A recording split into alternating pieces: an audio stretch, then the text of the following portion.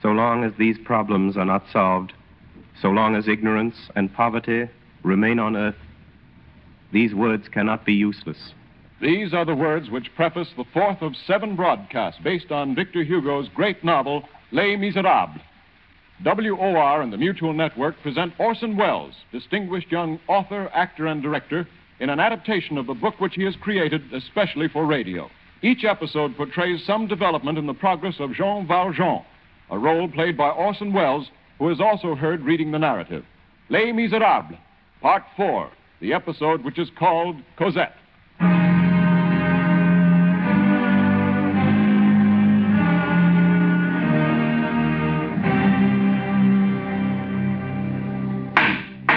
Jean Valjean, you are a hardened criminal and a second offender.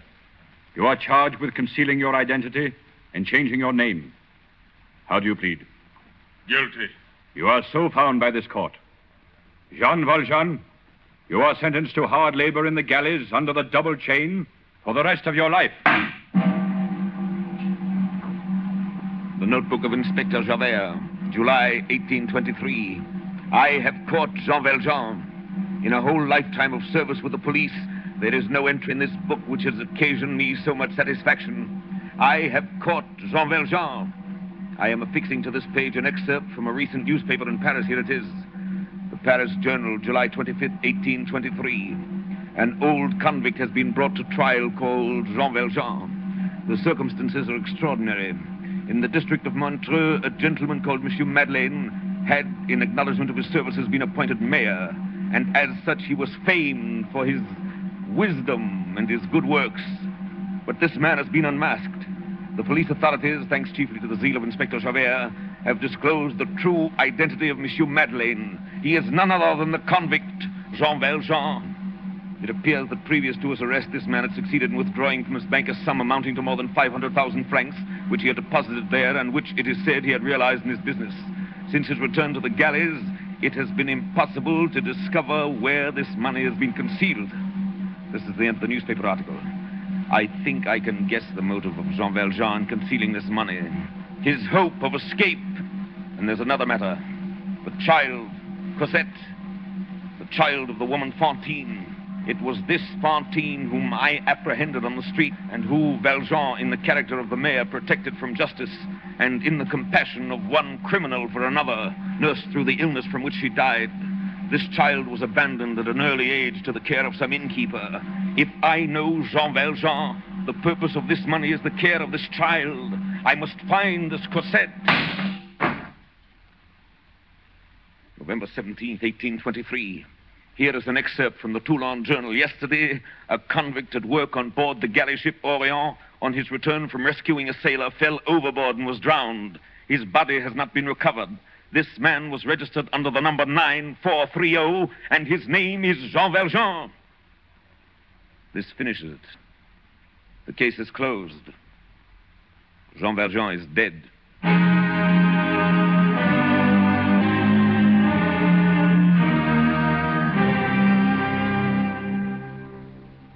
Tonight, we are to consider the story of Cosette. Cosette. Fantine had left her at Montfermier with some innkeepers called the Thénardiers. The little Cosette, the child of Fantine. Jean Valjean had promised to care for Cosette. Javert never found her. Now, who were these innkeepers, these Thénardiers? This man and this woman were cunning and rage married. A hideous and terrible pair. Cosette was between them, undergoing their double pressure, like a creature who was at the same time bruised by a millstone and lacerated with pincers. The man and woman had each a different way. Cosette was beaten unmercifully. That came from the woman. She went barefoot in winter. That came from the man. A ferocious mistress, a malignant master, a rascal of the subdued order. Thénardier's code as an innkeeper is interesting. The duty of the innkeeper is to sell to the first comer. Food, rest, light, fire, dirty linen, servants, fleas, and smiles, to charge for the open window, the closed window, the chimney corner, the sofa, the chair, the stool, the bench, the feather bed, the mattress, the straw bed. to know how much the mirror is worn and to tax that, to make the traveler pay for everything, even to the flies that his dog eats. Cosette was their only servant, and this child of 8 did the work of a full staff.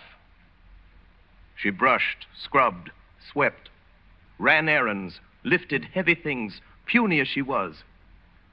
And the moment the poor girl wearied in her back-breaking tasks, the huge figure of Madame Thénardier loomed above her, shrilling commands through the inn. Cosette! Cosette! Oh, there you are.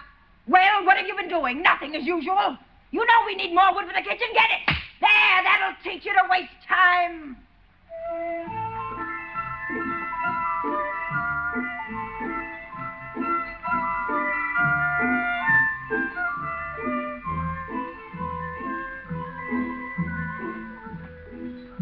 Christmas Eve, 1823.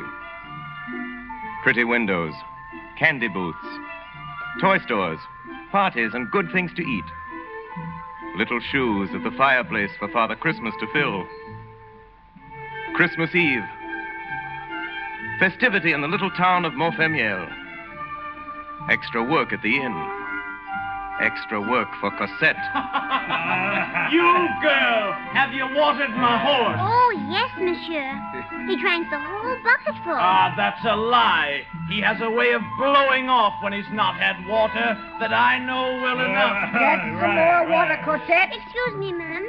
There is no water. Well, then go get some. Oh, where must she go for it? To the spring. But it's night. It's as black as an oven. Yes, it would take a cat to go along the streets without a lantern tonight. She'll go. She can see.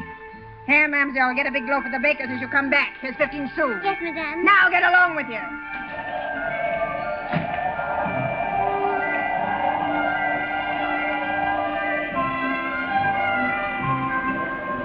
The child fled with her bucket, running as fast as she could.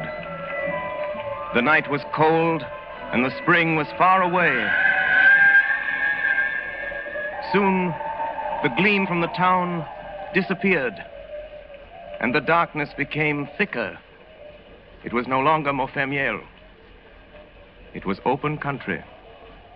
Dark, terrifying country. The child's heart pounded at her ribs, with their ghosts moving in the trees.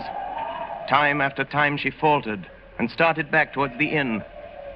But always there appeared to her the more dreadful specter of Madame Thénardier, and she went on. At length she arrived at the spring. Cosette did not take time to breathe. She felt in the darkness for a young oak which bent over the spring, found a branch, swung herself from it, bent down, and plunged the bucket in the water. In that movement, she did not notice that her apron pocket emptied itself into the spring. The 15 sou piece fell from her dress and dropped into the water.